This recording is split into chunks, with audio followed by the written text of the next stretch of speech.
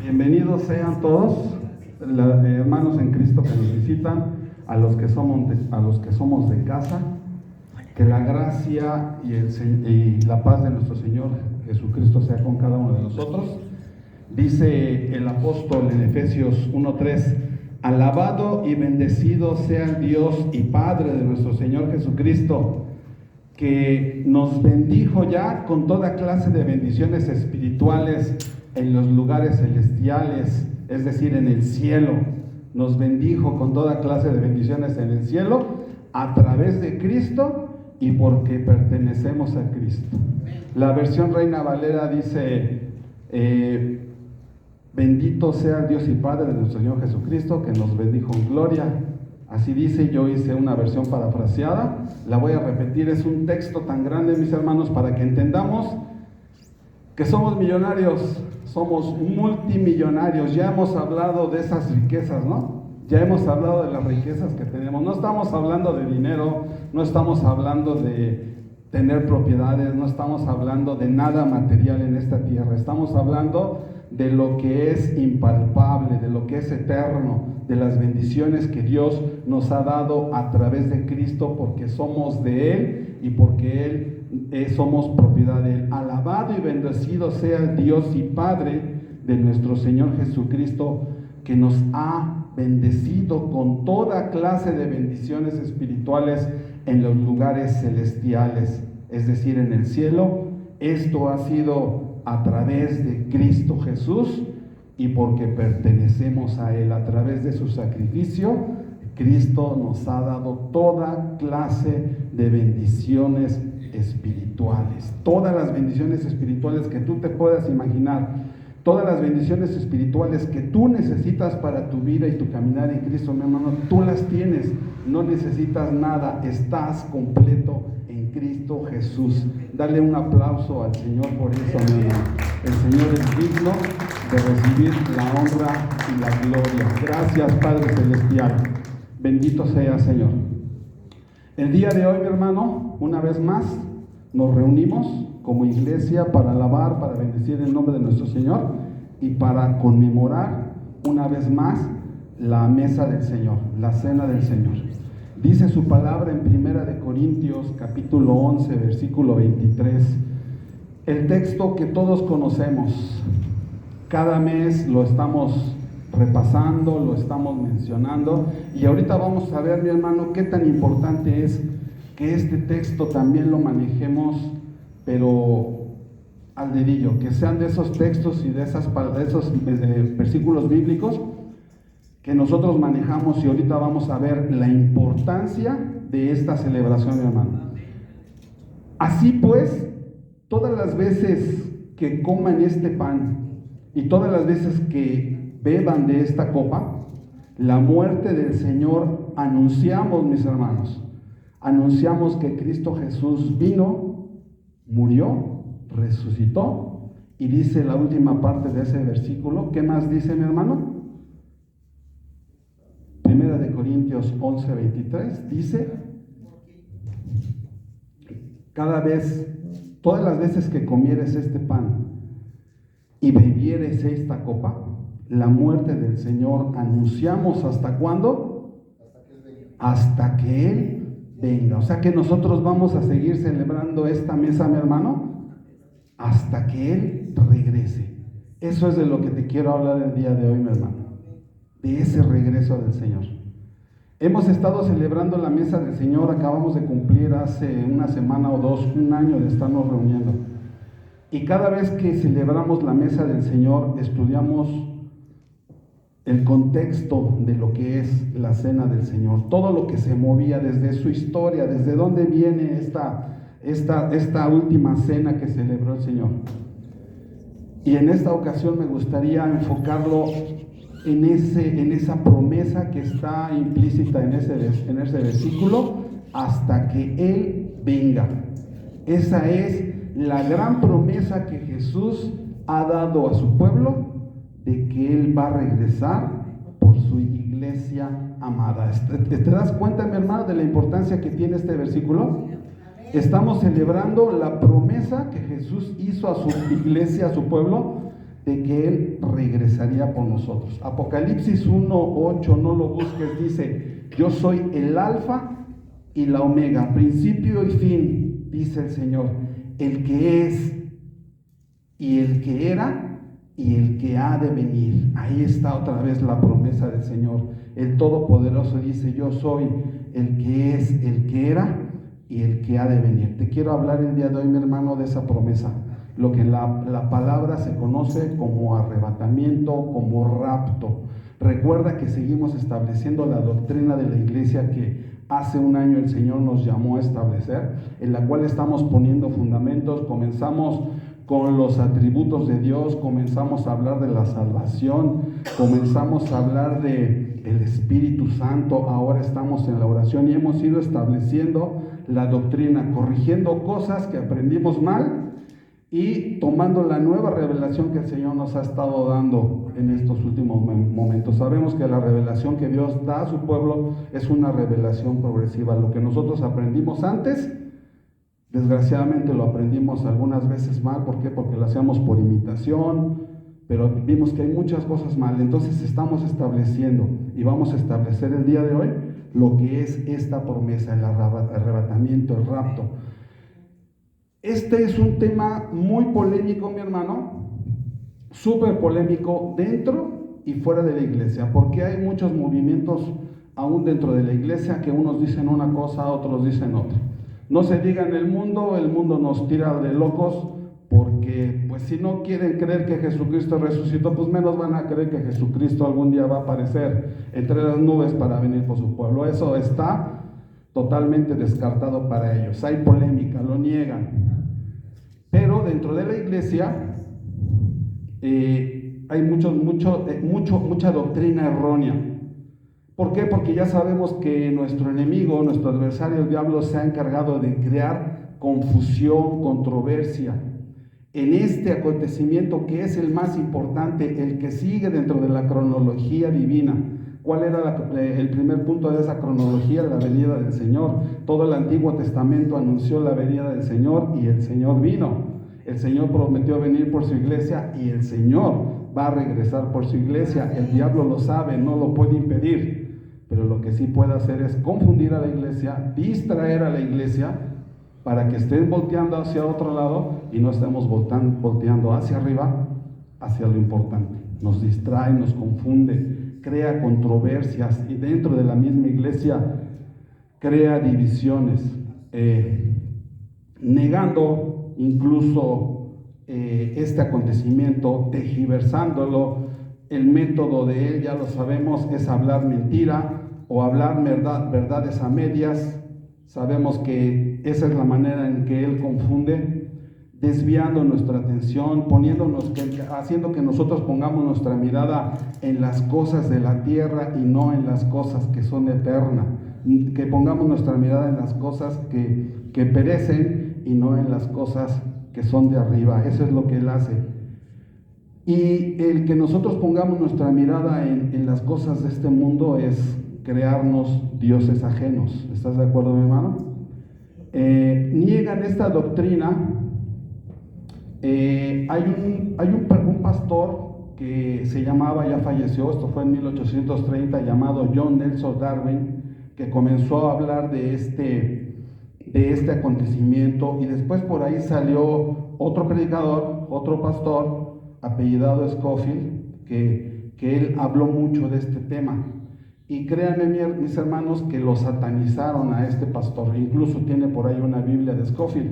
Cuando yo iniciaba en el Evangelio por ahí del año 85, a nosotros nos decían que la Biblia de Scofield, para nada, que era lo más apegado a una Biblia diabólica. A ese grado de ignorancia llegábamos. Yo no he leído la Biblia de Scofield, seguramente es una Biblia de estudio, o sea, viene la traducción Reina Valera, y seguramente tiene sus comentarios bíblicos, pero a nosotros nos decían que era lo más cercano al diablo. Entonces nadie tenía una Biblia Scofield en la iglesia donde yo me congregaba, pero nos quedamos con esas ideas de que satanizan el arrebato, la venida. Ellos hablaron mucho de esto.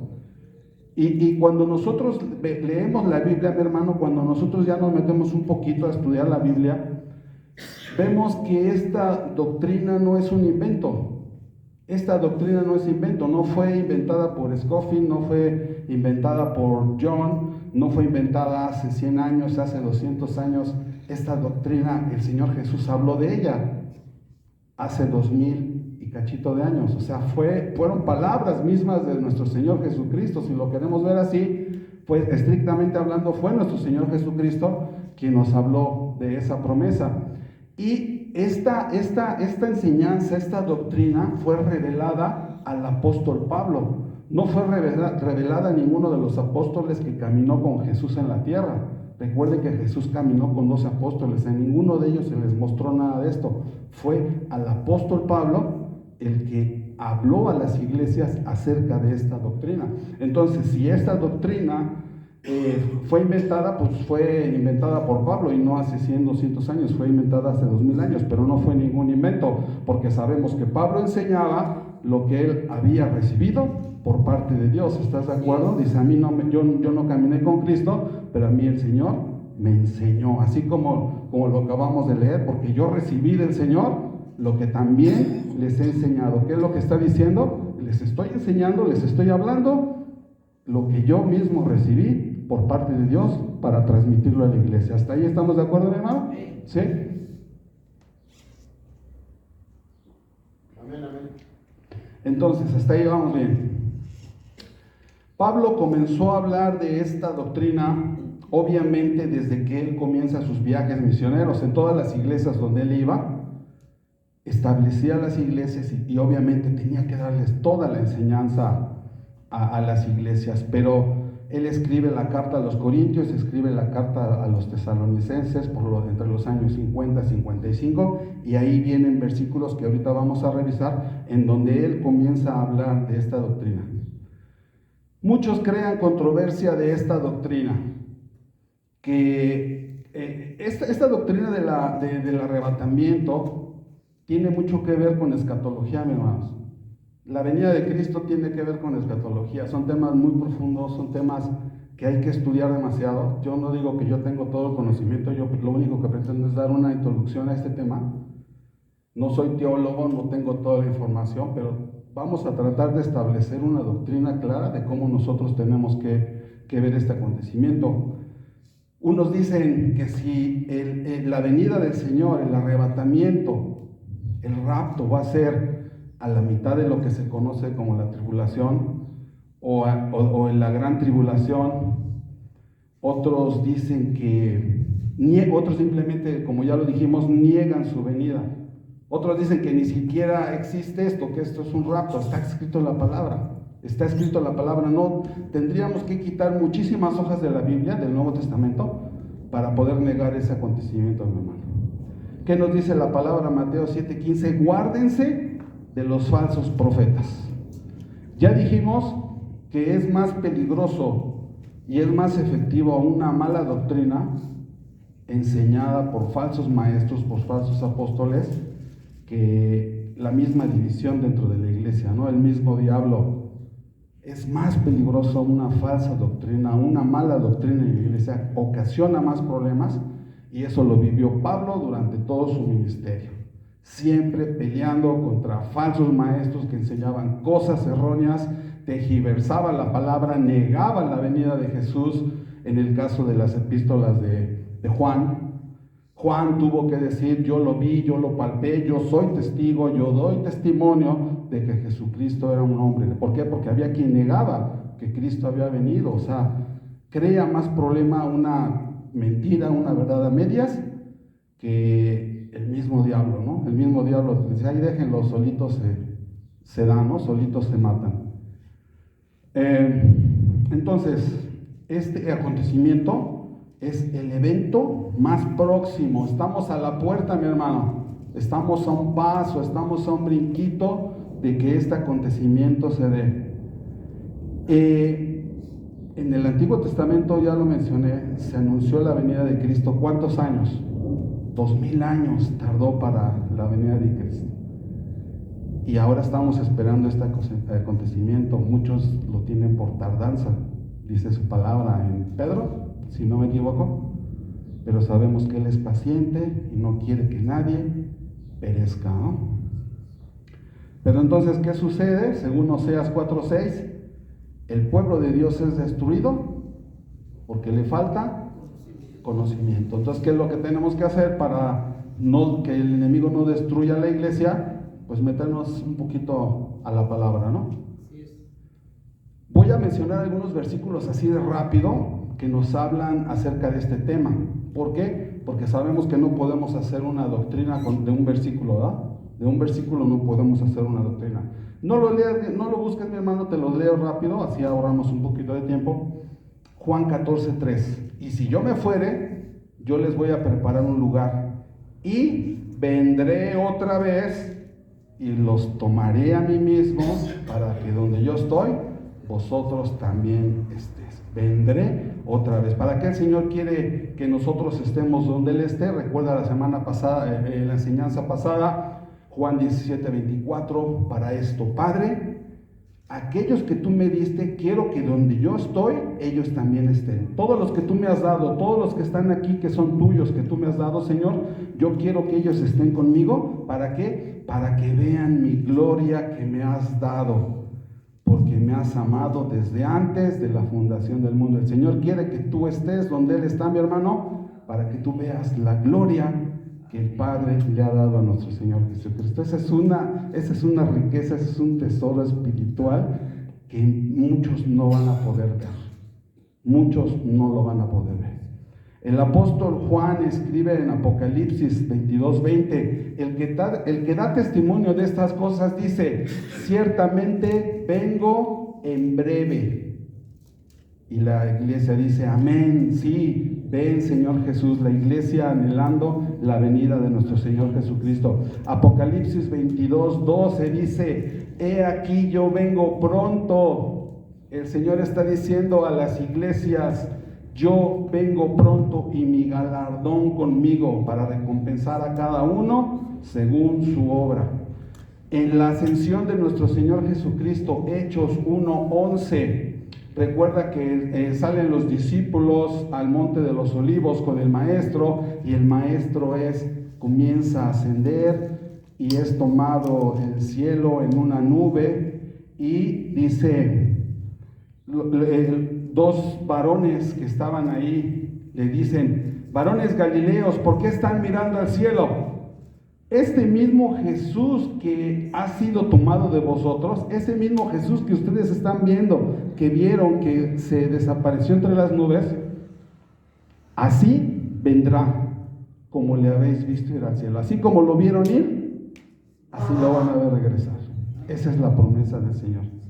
Y esta ascensión del Señor, estamos hablando, prácticamente es un arrebato. El Señor lo tomó y se lo llevó. Ahí está un ejemplo de lo que va a suceder con la iglesia, con el pueblo del Señor.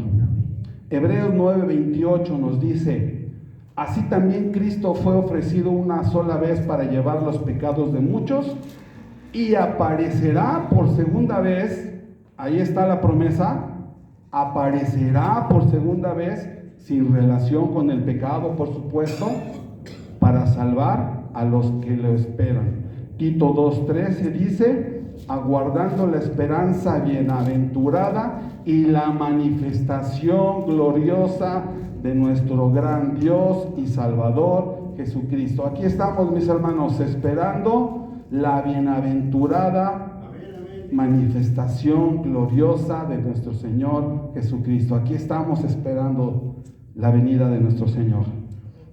Hay más versículos, quise mencionar algunos para que veamos que no estamos haciendo una doctrina ni es algo inventado, más bien es algo que tenemos que estudiar y preocuparnos por tener el conocimiento. El arrebatamiento incluye, vamos a ver dos versículos que el apóstol Pablo maneja. Ahora sí, acompáñame. 1 Corintios 15:51. Ahí nos vamos a estar moviendo entre Corintios y Tesalonicenses. Ahí nos vamos a estar moviendo, mis hermanos, entre Corintios y Tesalonicenses, para que con tu separador le pongas. Son los dos textos que el apóstol Pablo maneja para este tema y son los versículos que más información nos dan acerca de este tema. Es bien importante. Despiértate tú que duermes y te alumbrará Cristo. No te distraigas, iglesia. Está atento. De esto depende nuestra salvación. Bueno, no nuestra salvación, pero depende que estemos bien firmes con el conocimiento para poder irnos con el Señor. La salvación la tenemos asegurada, déjame decirte. Pero si te distraes, te puede ir mal, mi hermano. Te puede ir mal. Primera de Corintios 15:51, lo voy a leer. He aquí os digo un misterio. No todos dormiremos, pero todos seremos transformados. En un momento, en un abrir y cerrar de ojos, a la final trompeta, y los muertos serán resucitados incorruptibles, y nosotros seremos transformados. ¿Sale? Ponle ahí un separador y vámonos a Primera Tesalonicenses, primera carta escrita a los Tesalonicenses 4:13. Son textos paralelos, pero es aquí en Tesalonicenses donde se nos da la mayor cantidad de información acerca de este tema del arrebatamiento. Primera carta a Tesalonicenses 4:13. Y Pablo es bien explícito al decir: tampoco queremos, hermanos, que ignoren acerca de los que duermen, o sea, de los que han muerto. Recuerde que en ese entonces a los que morían se entendía que no estaban muertos, sino que estaban dormidos. No quiero que ignoren acerca de los que han muerto, de los que duermen, para que no os entristezcáis como los que no tienen esperanza. Porque si creemos que Jesús murió y resucitó, así también traerá Dios con Jesús a los que durmieron con él. Por lo cual decimos esto en palabras del Señor, que nosotros que vivimos, que habremos quedado hasta la venida del Señor, no precederemos a los que durmieron. Porque el Señor mismo, con voz de mando, con voz de arcángel y con trompeta de Dios, descenderá del cielo, y los muertos en Cristo resucitarán primero. Luego nosotros, los que vivamos, los que hayamos quedado, seremos arrebatados juntamente con ellos en las nubes para recibir al Señor en el aire, y así estaremos siempre con el Señor. Por tanto, alentaos los unos a los otros con estas palabras.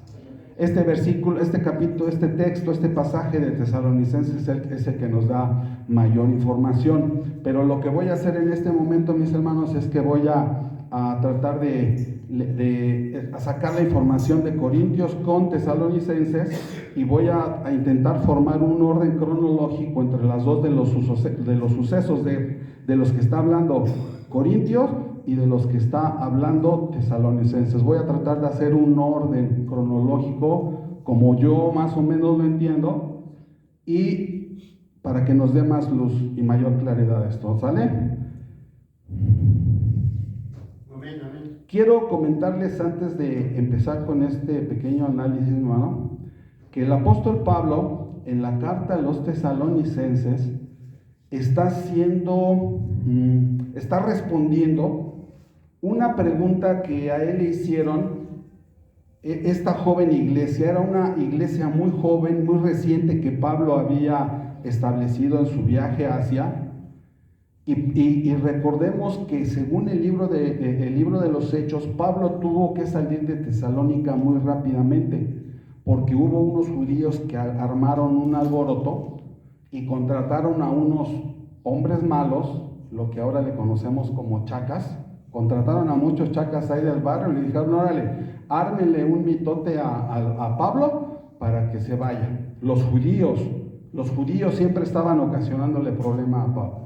Y lo llevaron a casa de Jasón, lo encerraron, dieron el portazo, lo sacaron, lo llevaron a la cárcel, pagó una fianza, y Pablo tuvo que salir corriendo por la noche a Berea, ¿sí? Tuvo que salir corriendo. Estuvo semanas compartiendo y dice que muchos se convirtieron.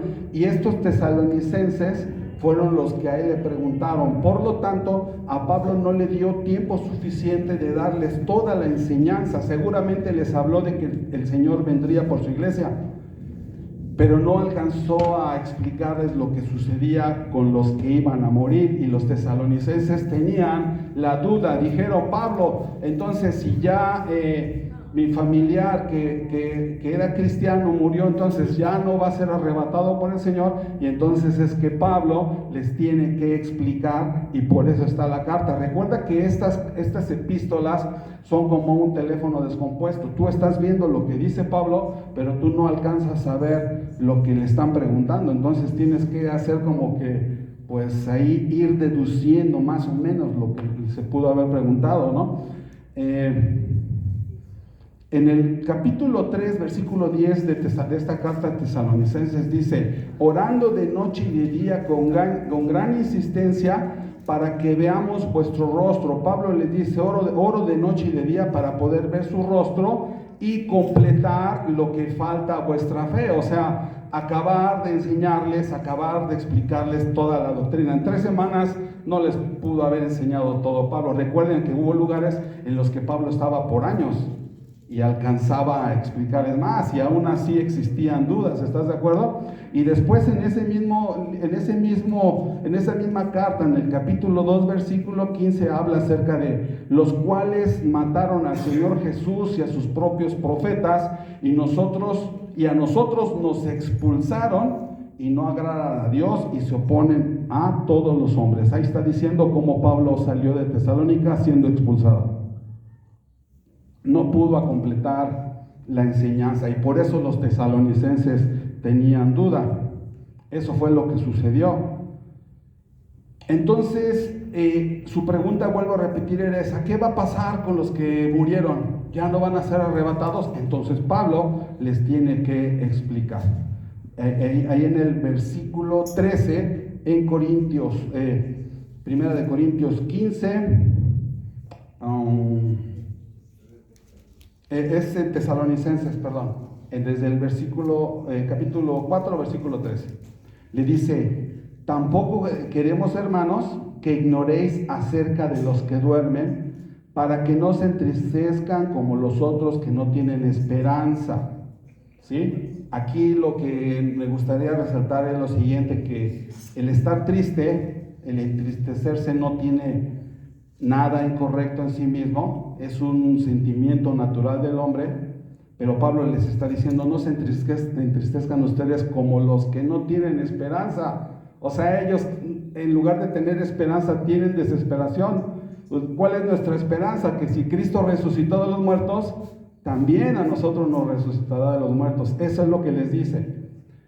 Jesús lloró ante la tumba de Lázaro, no sé si ustedes se acuerdan, y lloró ante la tumba de su amigo Lázaro.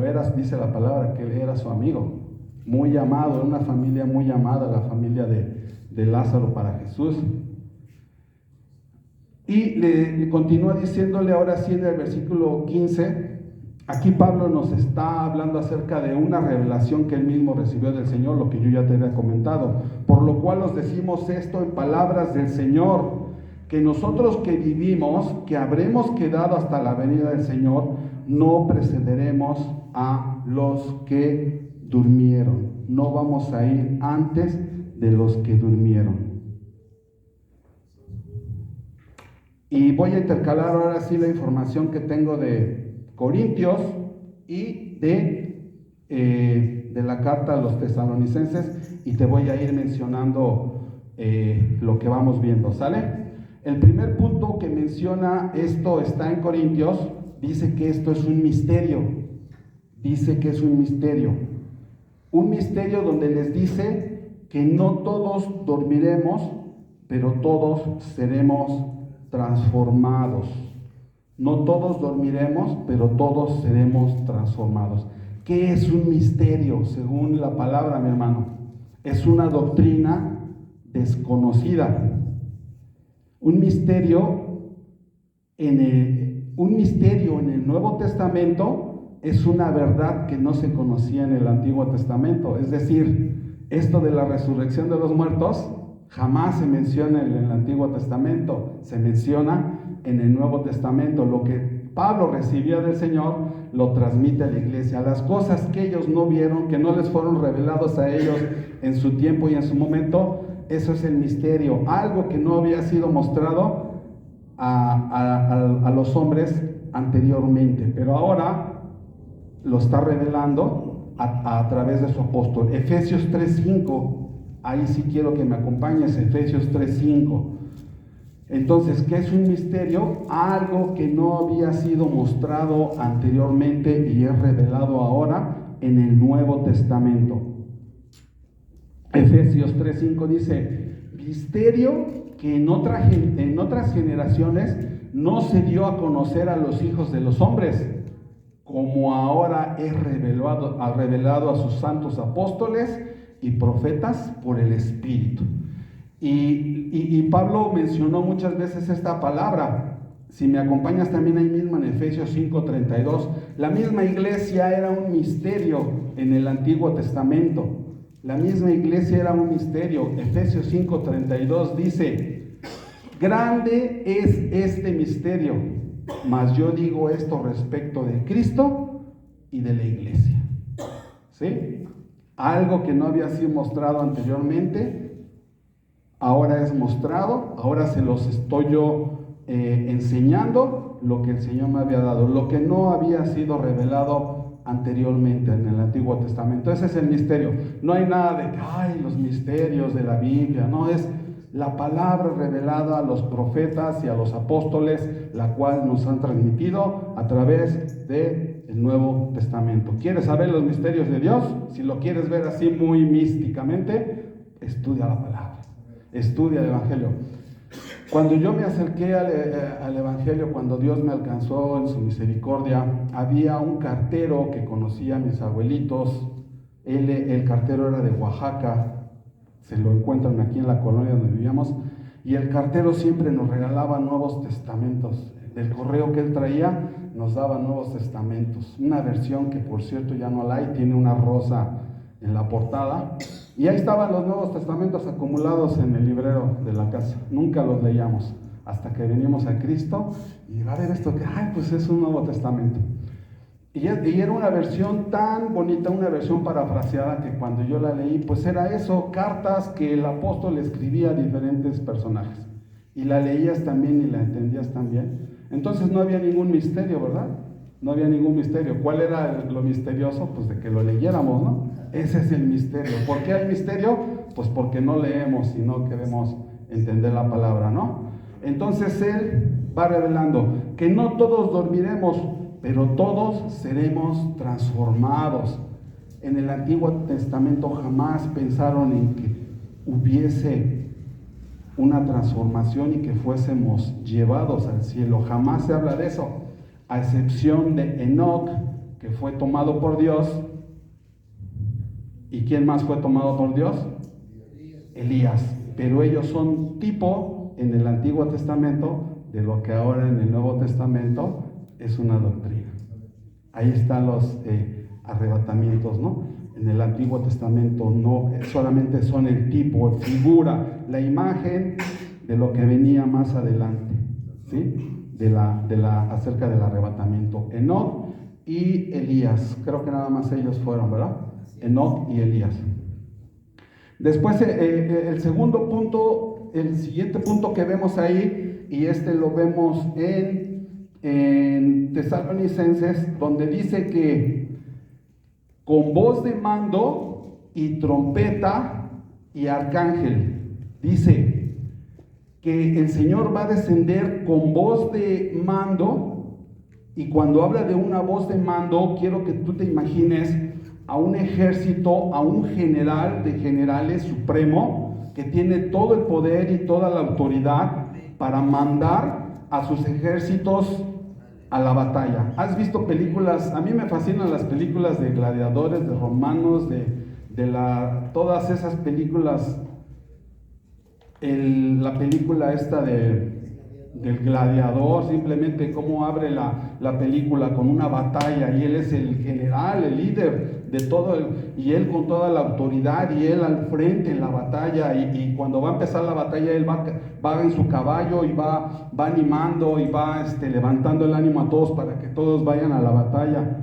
Así es, dice, con la voz de mando, con la voz de autoridad, el jefe militar que tiene la capacidad para mover a todo su ejército. Con voz de arcángel, dice ahí, y es muy probable que el apóstol se esté refiriendo al arcángel Miguel, porque el arcángel Miguel es el único mencionado como tal, como un arcángel. En Judas 9 tú puedes ver eso, él habla del arcángel Miguel. Seguramente vendrá el Señor como comandante supremo y Miguel a su lado, como servidor, como ayudante, como jefe de algún batallón, algo, y ahí va a estar el arcángel, ¿no? Sabemos que hay ángeles poderosísimos al servicio de los cristianos. No nos confundamos con la angelología y que el ángel Gradiel y que el ángel, o sea, ya saben que hacen de todo, hacen inventos chinos que no son, ¿no? La trompeta de Dios. La trompeta es una figura recurrente para indicar algo extraordinario. Estos tres sonidos, voz de mando, arcángel y trompeta, indican a que estemos atentos, alertas. Es una alarma para que despiertes. En el Antiguo Testamento las trompetas proclamaban la presencia del Señor. En Éxodo, en el monte Sinaí, se oía como voz de trompeta. Hay pasajes en Crónicas donde dice que delante del arca del pacto se tocaban las trompetas, mi hermano. Eso es lo que indica la voz de mando, voz de arcángel y voz de trompeta. El tercer punto que te quiero comentar dice que Él va a descender del cielo. El Señor Jesucristo va a descender del cielo. Esto está en el pasaje de Tesalonicenses. Él va a descender del cielo, donde Él está sentado a la diestra del Padre con todo poder y con toda gloria. Y vuelvo a repetirte que el decir que está sentado a la diestra del Padre no es que Él esté en un grado menor, en una jerarquía menor. Es un lugar de honor, es un lugar de poder, con la misma jerarquía, con el mismo honor, con la misma santidad, con la misma gloria que tiene el Padre. Por eso la mamá de estos apóstoles les dijo: Señor, que uno de mis hijos te sienta a tu diestra, y el otro. No pedía nada la mamá. No pedía nada la mamá, más bien no sabía lo que pedía la mamá, ¿no? Jamás pudieran haber sentado esos hombres, nadie, ninguno de nosotros. Ese lugar le corresponde únicamente a nuestro Señor Jesucristo, el cual es bendito por siempre, amén. Él está sentado ahí en ese lugar. Y Hebreos 1:3 dice: se sentó a la diestra de la majestad de las alturas. El Señor Jesucristo está sentado a la diestra de la majestad de las alturas. ¿Desde cuándo está sentado ahí? Desde que venció al diablo, el enemigo. Él está sentado ahí. Honor, poder y gloria. Y el cuarto punto en el que te voy a llevar, mi hermano, es dice: en un momento, en un abrir y cerrar de ojos, a la final trompeta. Esto está en el pasaje de Corintios. Recuerda que voy entrecalando, ligando lo que dice en Corintios con lo que dice en Tesalonicenses. En un abrir y cerrar de ojos, a la final trompeta. Dice 1 Corintios 15:51 que será repentino, en un momento, en un abrir y cerrar de ojos. Nuestra redención, mi hermano, va a ser así de rápido. Yo te pido que tú parpadees, así de rápido va a ser, menos de un segundo. Cuando tú te des cuenta, tú ya vas a estar subiendo, ya vas a estar ascendiendo. Así de rápido, no te va a dar tiempo de recoger tu maleta, no te va a dar tiempo de llevarte nada, no te va a dar tiempo de ver si ya tu familia está o no está, no te va a dar tiempo de nada. Si tú te vas a ir con el Señor, te vas a ir en un abrir y cerrar de ojos. Menos de un segundo, muchísimo menos. Aquí nos está diciendo que un abrir y cerrar de ojos, pero va a ser muchísimo más rápido. Nos lo dice para que nosotros nos demos una idea, pero esto va a ser muchísimo más rápido. Ni siquiera cuando nos demos cuenta ya vamos a estar en la presencia del Señor. ¿A qué vamos a ser llevados a la presencia del Señor? No soy teólogo, son puntos que tenemos que establecer todavía, pero probablemente nos vayamos a celebrar las bodas del Cordero. Nuestro cuerpo será transformado. Esto mortal se va a vestir de inmortalidad. Esto corruptible se va a vestir de incorruptibilidad. Recuerda que la carne no puede heredar el reino de los cielos. Tenemos que ser transformados y ahorita vamos a hablar un poquito más de ello.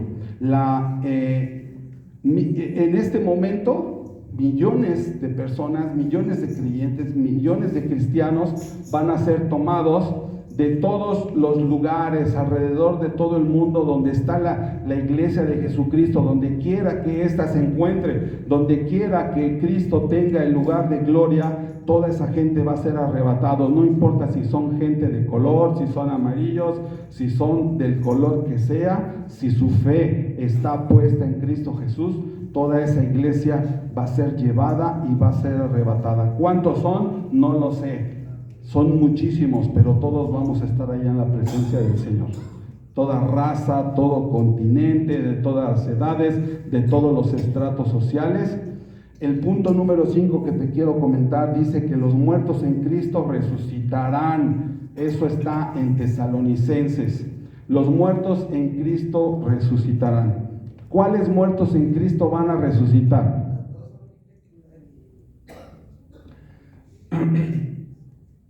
¿Tenemos agua para invitarle además? Sí, ok. Los muertos en Cristo resucitan, mis hermanos.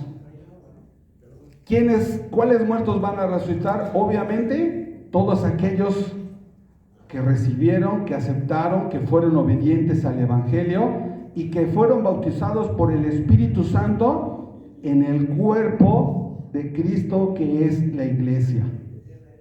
Si tú dudaste, si tú no creíste, si tú nunca te bautizaste, si tú la pensaste, si pensaste que la ibas a librar, lo siento, te moriste y ahí te vas a quedar. Tú no vas a ser resucitado. Los muertos en Cristo resucitarán primero y se elevarán al cielo. Y ahorita vamos a ver un poco más detalle. El siguiente punto habla más o menos, es continuación de este punto. Los muertos resucitan incorruptibles. Los muertos ya están en la tumba, su cuerpo ya sufrió descomposición, muchos de ellos ya no tienen nada en sus cuerpos, no queda nada, pero dice que ellos van a resucitar, que ellos van a ser transformados en cuerpos espirituales e inmortales, van a ser transformados. Y ahorita vamos a ver más detalles de esta transformación de este cuerpo. Y luego dice lo siguiente, mi hermano, y aquí es donde quiero que hagamos un pequeño, que observemos. En el punto número 7 dice, los demás, todos nosotros, los que estemos vivos, seremos arrebatados con ellos en las nubes. Pablo dice que nosotros nos vamos a encontrar con ellos en las nubes. La nube que envolvió a Jesús cuando Él ascendió al cielo no era una nube común y corriente, era lo que se conoce como la Shekinah de Dios. La presencia de Dios lo tomó. Ahí es donde nosotros vamos a ir, a la presencia de Dios, y ahí vamos a ser tomados. Probablemente, mis hermanos, muy probablemente, nosotros vamos a ser una generación que no vamos a saber lo que es la muerte. Muchos de nosotros puede venir el Señor y jamás habremos muerto. A lo mejor habrá algunos de aquí que muramos, pero vamos a ser resucitados. Pero probablemente, si el tiempo del Señor es, que no vamos a saber lo que es la muerte. ¿Te imaginas lo que es eso? ¿Te imaginas lo que mucha gente buscaba, la inmortalidad? Y puede ser que suceda con nosotros. No vamos a gustar la muerte, no vamos a saber lo que es la muerte si el Señor ya viene pronto. Eso es importantísimo. Dice, no lo explica aquí el apóstol, pero sabemos que si nuestros cuerpos van a ser transformados, no te vas a llevar nada, mi hermano, ni tu camisa de marca, que te costó 1,000, 8,000, ni tus zapatos de piel de alligator que te costaron, no te vas a llevar nada, porque vas a ser transformado en un cuerpo incorruptible. ¿Recuerdas cuando entraron a la tumba de Jesús y en la tumba de Jesús estaban las sábanas y el cabezal estaba doblado? Jesús resucitó en un cuerpo diferente y ahí se quedó lo que él llevaba. Y así nosotros no nos vamos a llevar nada, ni cuando nos muramos, ni cuando venga el Señor. Así que no hagas tesoros en la tierra donde la polilla y el orín corrompen. Mejor haz tesoros en el cielo, donde allá los ladrones no minan ni hurtan. Así dice su palabra, ¿no? Hay que invertirle al reino de los cielos. Hay que invertirle, mi hermano. Deja más que la bolsa de valores, ¿no? Deja más que eso. Obviamente, bueno, vamos a ser transformados. Probablemente no experimentemos la muerte. ¿Qué es el arrebato, mi hermano? Voy a tratar de explicar lo que es el arrebato. Viene de una palabra que viene del griego arpazo y quiere decir agarrar o tomar súbitamente. Y esto da la idea de alguien que es tomado e impulsado hacia arriba de una manera brusca. O sea, va a ser como cuando te subes a los juegos esos de Reino Aventura. Bueno, ya el Reino Aventura no existe. Algún parque de diversiones moderno, que de repente estás así, ¿no? Que no vas a tu cara así. Así vas a ser arrebatado. Hasta vas a volar. Vuelvo a repetir, agarrar o tomar súbitamente. Y nos da la idea de alguien que es tomado e impulsado hacia arriba de manera brusca y repentina. Cuando tú menos te lo esperes, eso va a suceder. En el libro de los Hechos vemos un ejemplo de un arrebatamiento cuando Felipe está bautizando al eunuco. Cuando por fin él le dice que aquí hay agua, que nos impide que yo me bautice, lo bautiza y dice que el Espíritu arrebató a Felipe y lo llevó a otro lado. ¿Cómo? No nos explicábamos cómo el Espíritu lo arrebató. Bueno, ahora ya lo podemos entender. Lo tomó súbitamente y lo llevó y apareció en otra región. Ni Superman hace eso, mi hermano, con toda su velocidad y el Superman está chiquito al lado ¿no? ¿Quién es tu superhéroe? Jesús. Él es. Hay hasta un meme por ahí, ¿verdad? Donde están todos los superhéroes y Jesús les está. Sí, también diste tu vida por nosotros. Sí, por todos ustedes también. Y ahí están todos, ¿no? Todos los que te puedas imaginar, ahí están. Ahí está. Entonces Felipe fue arrebatado, mi hermano. Viene del latín raptorius. Rapto quiere decir ser sacado de en medio con fuerza, súbitamente. Algunos lo describen como un arpazo de tigre, así. Te lleva a otro lado y millones de personas van a ser transformadas, desaparecidas, con cuerpos transformados. ¿Qué es el arrebatamiento? Vuelvo a decir, es el evento en que Dios, en forma instantánea, va a extraer a su iglesia del mundo. Va a sacar a los suyos, a los que son suyos. Hay otra definición aquí, el término latino rapio, que significa arrebatar o llevarse. Y eso da origen a la palabra española rapto, o sea, arrebatar, rapto, arrebatamiento es lo mismo, ¿sale? Para que no nos cree confusión. Y acompáñame a Hechos 23:10. Hechos 23:10 nos da un ejemplo más de esto que sucede. Hechos 23:10. Creo que hasta ahí vamos bien, mis hermanos. Si hay algo que no se entienda, pues ya después le preguntan a mi hermano Juan, a mi hermano Rafa. para que no haya dudas, ¿sale? Hechos 23:10.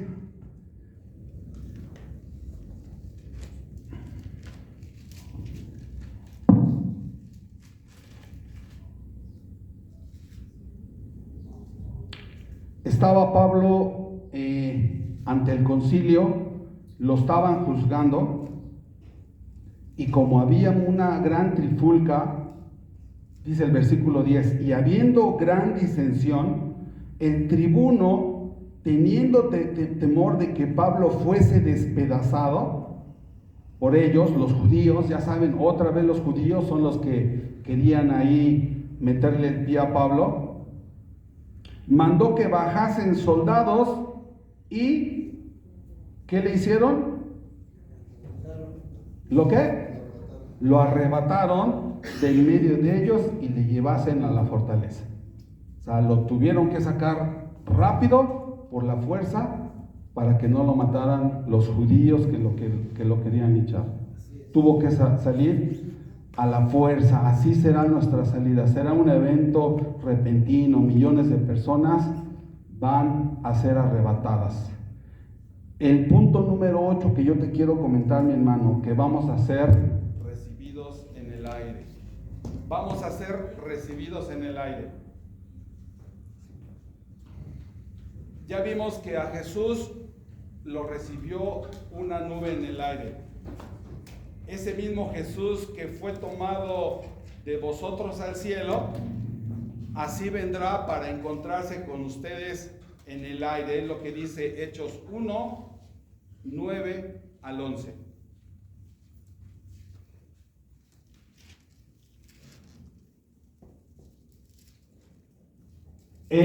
La palabra encuentro es un término griego que les voy a decir la raíz para que lo tengan bien claro, mis hermanos, que quiere decir apantesis, y suele emplearse cuando habitantes de una ciudad reciben a un dignatario importante, lo reciben con júbilo y celebración y salen a saludar y a dar la bienvenida a su invitado de honor, y luego de que ya lo recibieron, lo acompañan en su ingreso a la ciudad.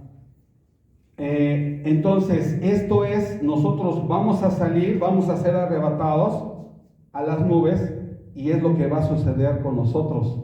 Lo vamos a encontrar en las nubes y lo vamos a esperar. Es como darle la bienvenida al Señor, darle la bienvenida y después acompañarlo a la ciudad. Pero el regreso a la ciudad aún no sucederá. Va a haber ahí algo intermedio, ahorita lo vamos a comentar. Entonces, es salir al encuentro de alguien importante, y porque supuesto que nuestro Señor Jesucristo es la persona más importante a la cual nosotros podríamos recibir, y que aún anhelamos su venida como iglesia.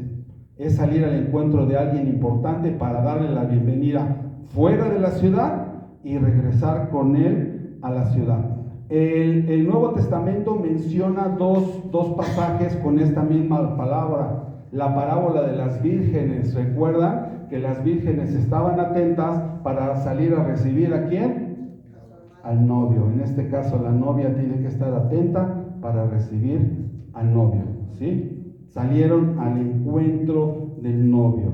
En Hechos 28:15 también vemos el siguiente pasaje. Pablo iba camino a Roma. Recuerden todo lo que sucedió, que naufragó hasta que por fin llegó a Roma. Pero antes de llegar a la ciudad de Roma, dice que le salieron al encuentro un grupo de hermanos que salieron a recibirlo. Lo saludó, lloraron, le dieron gracias a Dios porque había llegado, y lo acompañaron a entrar a la ciudad de Roma. Esa es la misma definición, mi hermano. Eso es lo mismo que va a suceder. Nosotros vamos a salir en el aire a recibir a nuestro Señor Jesucristo. Es exactamente lo que nosotros vamos a hacer. Entonces, todos los ciudadanos del cielo que somos nosotros, vamos a salir a recibir al legítimo Rey del universo, que viene a tomar la posesión de su trono para venir a reinar con los suyos. Y nosotros entonces con nuestro cuerpo ya transformado y glorificado, vamos a ver las características de ese cuerpo. ¿Cómo serán? Serán semejantes al que Cristo tenía. Nuestro cuerpo transformado, tanto de las personas que fueron resucitadas y de nosotros los que quedamos, se dice la palabra que nuestro cuerpo será un cuerpo semejante al de Cristo. Por supuesto que no podría ser el mismo porque pues nuestro Señor, en Él no existió el pecado y no es el mismo trato, pero es algo semejante a lo de Cristo, ¿no? ¿Qué sucedía con Cristo cuando resucitó? No fue el mismo cuerpo que lo enterraron.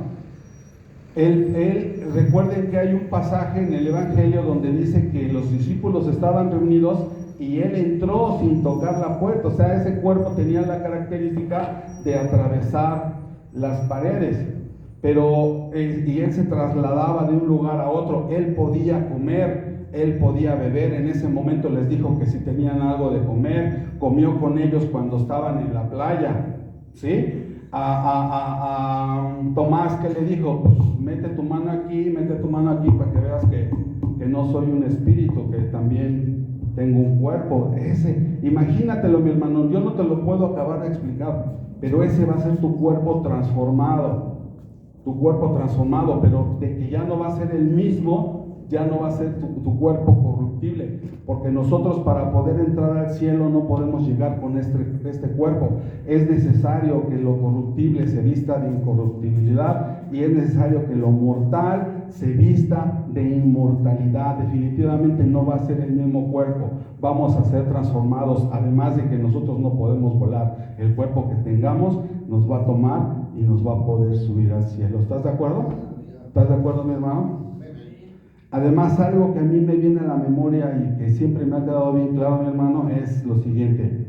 El Señor prometió que no volvería a beber del fruto de la vid hasta que estuviera con nosotros en el reino. Entonces quiere decir que cuando nosotros estemos allá, vamos a beber de ese fruto de la vid. O sea, vamos a poder comer y a beber, a pesar de tener un cuerpo transformado. ¿Sí? ¿Te gusta la idea, mi hermano? ¿Te gusta la idea de lo que estamos viendo? Entonces, a Jesús lo recibimos, dice, en el aire. Pero aquí hay algo, mi hermano, y yo no sé si tú lo sabías o no, si lo aprendiste o no, pero siempre decíamos que cuando alguien se moría era privilegiado porque él iba a ver primero al Señor. Siempre hemos dicho eso, ¿no? Pero la palabra no dice eso. Dice que nosotros, vamos a verlo para que quede bien claro, mi hermano. Creo que es una mala noticia en el sentido de que pues no hay ninguna ventaja de que te mueras antes. Creo yo, así lo veo yo. Dice Primera Tesalonicenses 4:17. Vamos a leerlo junto y lo analizamos y te repito, quizás pudiera yo incurrir en algún error, pero por lo que dice ahí la Escritura, parece que no. Más bien creo yo que es otra de las cosas que aprendimos mal.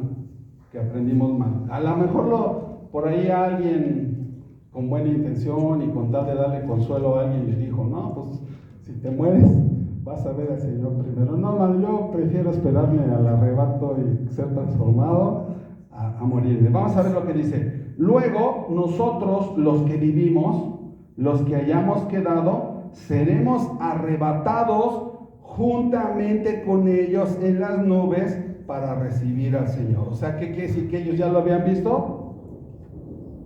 No, o sea, para recibir al Señor vamos a estar vivos los que resucitaron y nosotros, y creo que por lo que dice el texto, todos lo vamos a ver al mismo tiempo, ¿sí o no? Si es así, digo, a lo mejor vuelvo a repetir, si estoy incurriendo en algún error, pues lo corregimos, ¿verdad?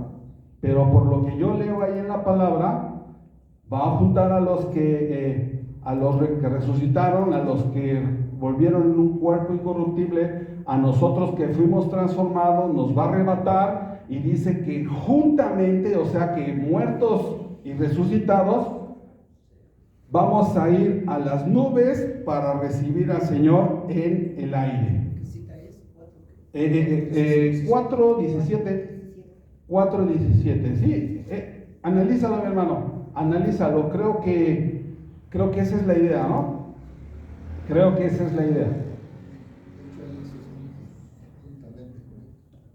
Juntamente, al mismo tiempo, tomados de la mano, si se puede, como los niños en preescolar que van tomados de la mano, así todos recibiremos juntamente con el Señor. Ahora, ahí mis hermanos, yo les voy a dejar de tarea, hermano Juan, hermano Rafa, que yo creo que ahí que es el siguiente punto que tendríamos que establecer es acerca de la muerte, ¿no? ¿Qué realmente pasa con los que duermen? Porque dice que están en la presencia del Señor, ¿no? Establecerla, nos va llevando, ¿no? Nos va llevando y de esa manera podemos ir estableciendo la doctrina correcta, ¿no? Porque bueno, entonces si estaba muerto y si ya estaba con el Señor y aquí dice que no lo había visto, entonces ¿a quién vieron? O sea, hay que establecer esa doctrina, ¿no? Que quede claro. Nos encontraremos con Cristo en las nubes.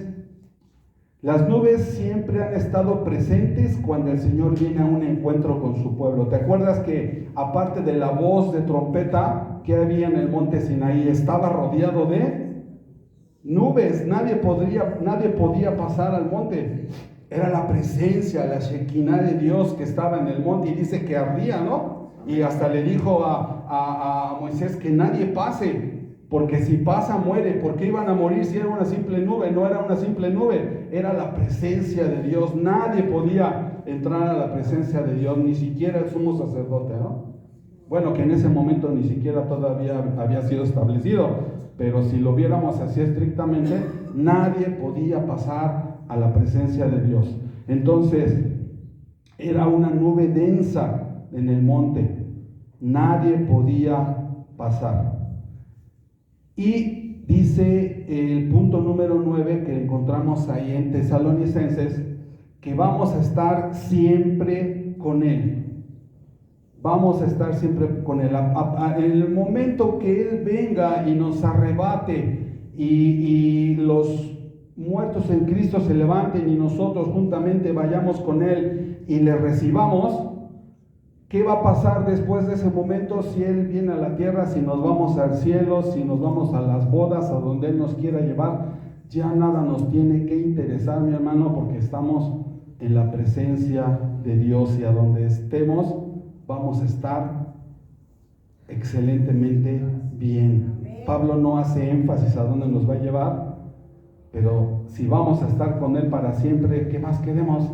A donde Él nos lleve, ¿no? Él está haciendo ahí como una pausita, porque de hecho hay otras situaciones. Siempre vamos a estar con Él. ¿Qué va a pasar? ¿Nos vamos a quedar ahí flotando en el cielo, todos así, como cero gravedad? No creo que eso suceda. Dice que también va a haber la palabra nos enseña que después del arrebatamiento de la iglesia viene un periodo difícil para la humanidad, lo que se conoce como la tribulación y la gran tribulación, que va a durar 3 años y medio cada una. En ese periodo de tiempo, ¿qué vamos a estar haciendo? Cuando Pablo vivía, mis hermanos, gobernaba el Imperio Romano.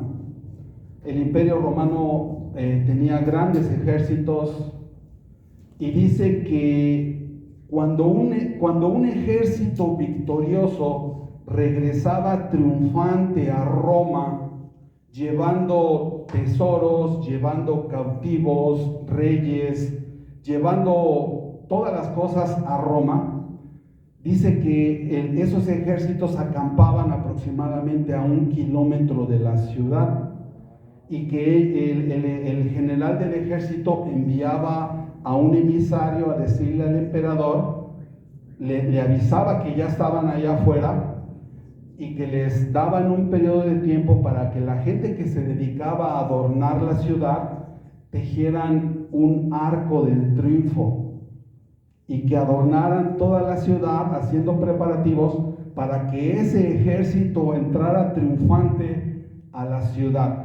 Algo así va a suceder, mi hermano. Puede ser eso, que en el periodo que nosotros estemos con el Señor, se esté preparando la entrada triunfal del ejército de Dios a la ciudad, en este caso al mundo, y se va a adornar para recibir al Rey de Reyes. Y dice que todos los habitantes de Roma eran invitados a salir a recibir al ejército para entrar con ellos al mismo tiempo triunfantes y participar de su gloria y del honor que se les estaba dando a ese ejército triunfante.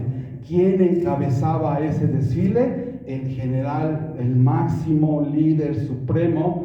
¿Y quién va a encabezar ese desfile cuando Cristo venga en gloria? Dice Apocalipsis que Él vendrá montado en un caballo blanco y en su muslo traerá escrito Rey de Reyes, Señor de Señores, y toda su corte celestial vendrá detrás de Él, pero eso será cuando Él venga por segunda vez a juzgar al mundo. Estamos hablando de dos eventos diferentes. El arrebatamiento es cuando el Señor viene por su iglesia, cuando Él viene por la novia, no desciende a la tierra, lo recibimos en el aire, y la segunda venida de Cristo, que es para juzgar al mundo, Él si viene, todo ojo le verá, dice su palabra, y será el comienzo del establecimiento del reino de Dios aquí en la tierra. ¿Sí me explico? Estamos hablando de dos diferentes.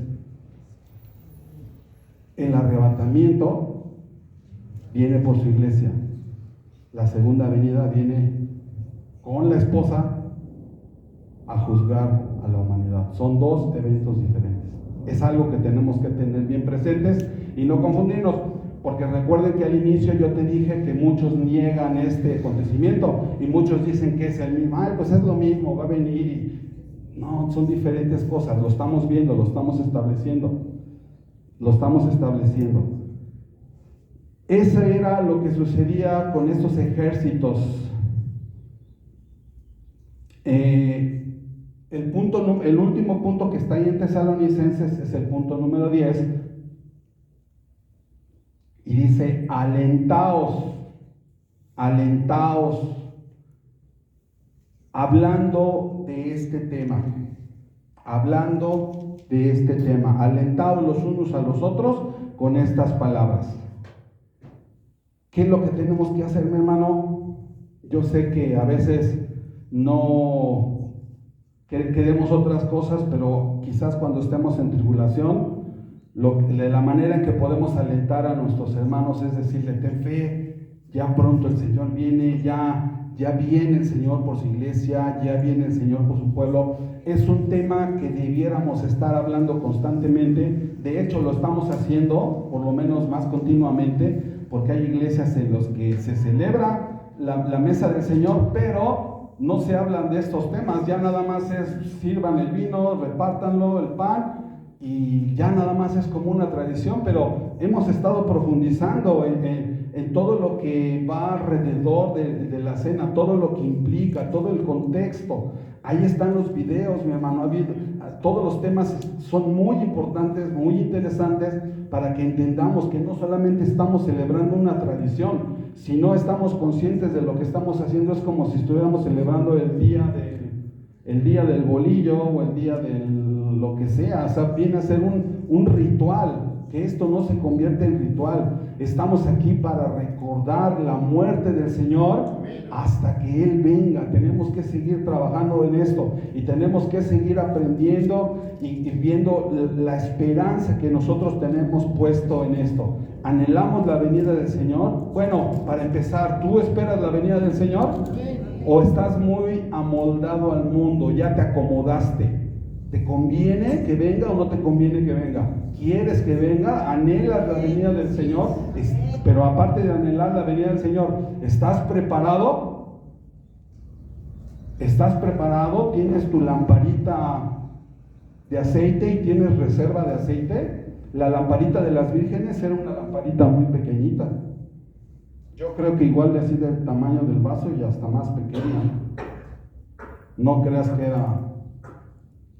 Y no creas que tenían sus garrafones de aceite y de gasolina. No, unas lamparitas, eran como lamparitas de la casa, ¿no? De las que se ponían en la casa, chiquitas, y ¿cuánto podía durar? Estás listo, te estás llenando del aceite, estás preparado para la venida del Señor. ¿Sabes lo que implica la venida del Señor? Esa es la idea, mi hermano. Esa es la idea de que nos alentemos con la venida del Señor. Voy a tomar unos minutos ya nada más, mi hermano, para hablar acerca de lo que es la tribulación. Unos dicen que la iglesia va a atravesar la tribulación, otros dicen que no. Ya sabemos que hay muchos movimientos, incluso cristianos, que unos dicen una cosa y otros dicen otra. Apocalipsis 3:10, si lo quieres buscar, dice, Apocalipsis 3:10, dice lo siguiente. Yo creo que aquí vamos a ver una gran ventaja que nosotros, los que hemos sido obedientes al Evangelio, a su llamado, tenemos, porque yo sí creo que el Señor nos va a guardar de esta tribulación, hermano. Dice Apocalipsis 3:10, por cuanto tú has guardado la palabra de mi paciencia, yo también te guardaré de la hora de la prueba que ha de venir sobre el mundo entero. Prueba que ha de venir sobre el mundo entero para probar a los que moran sobre la tierra. Yo creo que el Señor nos va a guardar a nosotros, mi hermano, y eso nos debe de alentar. Segunda carta a los Tesalonicenses, capítulo 2, versículo 12, dice, a fin de que sean condenados todos los que no creyeron a la verdad, sino que se complacieron en la injusticia. Este día de la tribulación va a ser un día que va a condenar, pero a los creyentes. Segunda Tesalonicenses 2, 8 al 10 dice, entonces, acompáñame hermano, acompáñame. Segunda carta a los Tesalonicenses 2, 8, no estamos tan lejos, ahí adelantito. Segunda carta a los Tesalonicenses capítulo 2, versículo 8 al 10, dice, ¿qué es lo que va a suceder en esta tribulación? Se va a manifestar aquel inicuo a quien el Señor matará con el espíritu de su boca y destruirá con el poder de su venida. Ahí está nuevamente hablando de la venida del Señor. Inicuo cuyo advenimiento es por obra de ¿quién? De Satanás, con gran poder y señales y prodigios mentirosos y con todo engaño de iniquidad para los que se pierden, por cuanto no recibieron el amor de la verdad para ser salvos. ¿Sabes por qué aún no se ha manifestado este inicuo, lo que la palabra describe como el anticristo? Porque la iglesia de Cristo todavía está en la tierra y esa es la que lo frena, le impide. Dice su palabra que nosotros somos la sal de la tierra. Cuando esa sal sea quitada, cuando esa sal ya no sirva, pues ya no sirve de nada y es echada al fuego, ¿no? Entonces, mientras la iglesia de Cristo esté en la iglesia, no se puede manifestar esto. Nosotros esperamos la venida gloriosa de nuestro Señor Jesucristo y la venida y el arrebatamiento van a marcar el inicio de esta tribulación, 3 años y medio de una tribulación y otros 3 años y medio de una gran tribulación, en donde yo creo que la iglesia no va a estar presente, nosotros vamos a estar en la presencia del Señor para siempre. Yo creo que la iglesia de Dios va a ser decapitada y van a suceder muchas cosas en esta tribulación, esta gran tribulación. Apocalipsis 24 dice que vi las almas de los decapitados por causa del testimonio de Jesús. Si tú te quedas, mi hermano, no va a haber poder que te sostenga. Tú vas a querer suicidarte, a ti te van a matar por causa del testimonio de Cristo. Si no aprovechaste el tiempo de la gracia, no vas a poder sobrevivir.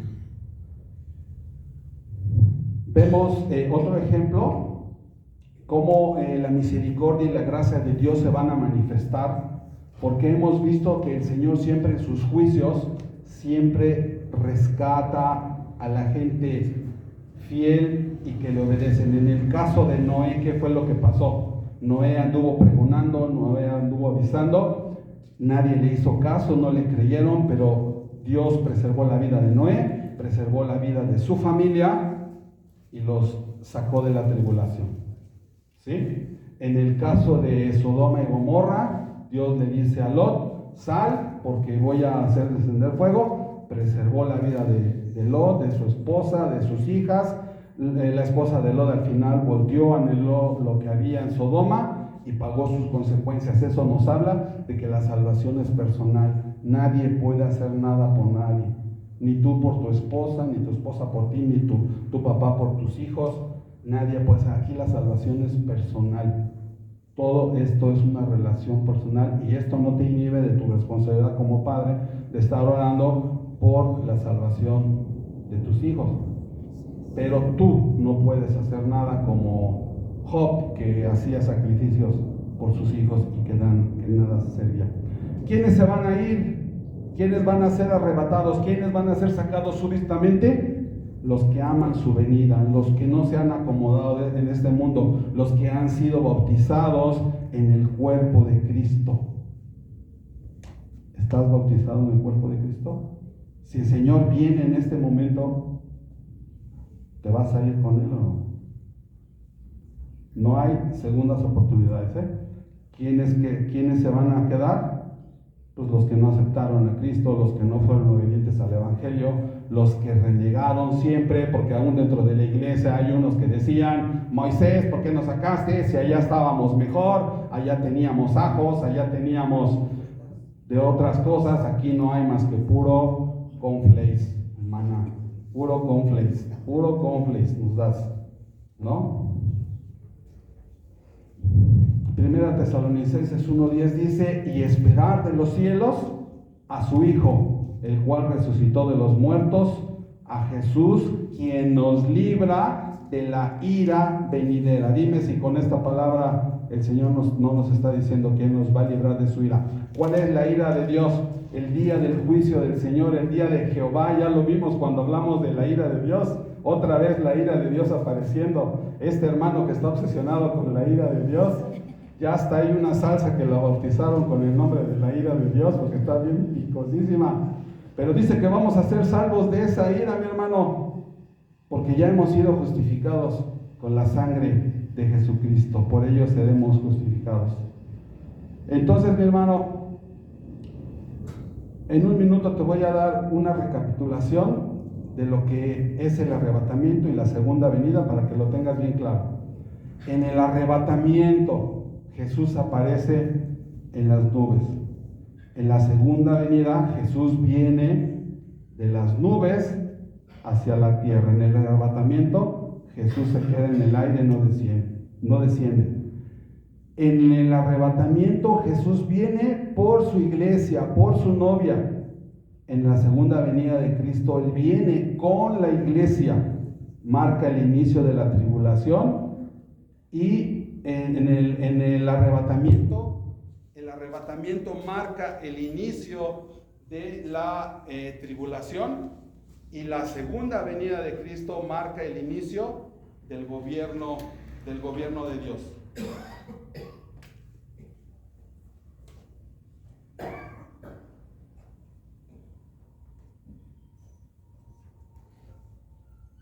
Arrebatamiento no es segunda venida.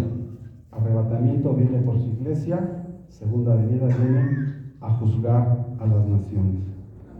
Dijimos que el arrebatamiento no fue profetizado a detalle en el Antiguo Testamento, solamente teníamos tipo como Enoc y Elías, y en el Nuevo Testamento el arrebatamiento es una doctrina clara y precisa, como lo estamos viendo el día de hoy.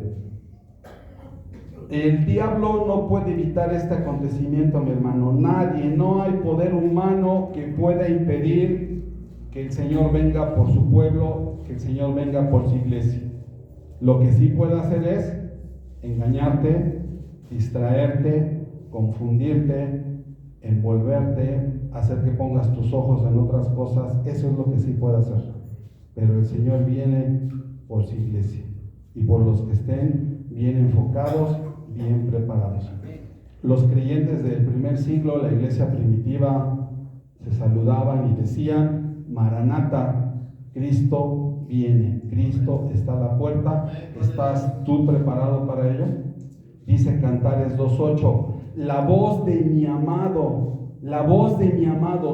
tú eres la amada de Cristo, tú eres la novia. La novia dice, he aquí viene saltando sobre los montes, brincando sobre los collados. La novia es la que podía oír y la que podía visualizar a su amado, a su novio. Dice, yo ya lo veo, yo ya lo oigo. Tú lo estás viendo, tú eres la novia, ya lo ves, ya lo estás escuchando, ya sientes la cercanía de su venida. Es lo que dice Eclesiastés, la novia. Dice Apocalipsis, sí, ven Señor Jesús. El texto con el que abrimos, sí, ven Señor Jesús. Cada vez que coman este pan y cada vez que beban este vino, la muerte del Señor anunciáis hasta que Él venga. Y esa es la promesa del Señor que tenemos. Y eso es en lo que tenemos que estar enfocados en este momento, mi hermano. No hay ningún evento más importante. No hay ningún otro evento. Nada. La iglesia no espera nada. Hablando estrictamente de la iglesia, no espera nada. No nos enfoquemos en cosas vanas, cosas que no nos edifican, cosas que no nos dan conocimiento de la palabra. Tenemos que estar enfocados en estar preparados para cuando suene la trompeta y los muertos en Cristo resuciten, sean transformados, los que hayamos quedado seremos tomados y juntamente entre las nubes recibamos a nuestro amado esposo. Los que tenemos el anillo de compromiso, ¿quién tiene un anillo de compromiso? Levante su mano, ¿quién tiene un anillo de compromiso? El Espíritu Santo es las arras del Espíritu, la garantía de que Él volverá. Tú tienes el Espíritu Santo, ese es tu anillo de compromiso. Estás desposado con el novio y Él viene por su iglesia. ¿Sí? Vamos a dar gracias, mis hermanos. Padre Santo, nuevamente te damos la gloria, porque seguimos creciendo, Señor, en conocimiento, estableciendo doctrina, entendiendo más de todo lo que conlleva, Señor, el celebrar la mesa del Señor.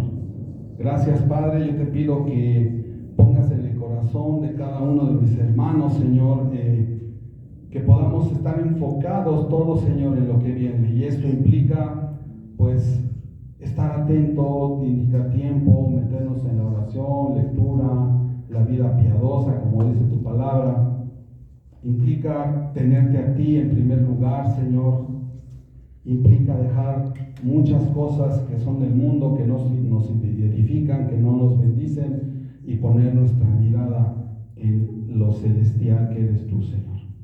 Ayúdanos, Padre, danos gracia para entender que este mensaje quede sellado en el corazón de cada uno de mis hermanos, y que la paz y la misericordia, tu misericordia, Señor, esté con cada uno de nosotros, Señor. Y ayúdanos, Señor, en esta tarde ya también para poder hacer conmemorar la mesa, Señor, recordando tu muerte, pero también recordando, Señor, que tú venciste a esa muerte, que tú mataste a la muerte, Señor, que tú venciste a la muerte, que la tumba no te pudo detener, Señor, que la tumba no pudo detenerte a ti, Señor, porque eras santo, perfecto, sin pecado, Señor, y que de esa manera que tú te levantaste como primicias de la muerte, Señor, esa es la esperanza que tenemos también nosotros, de que así también, Señor, seremos levantados. Gracias, Padre,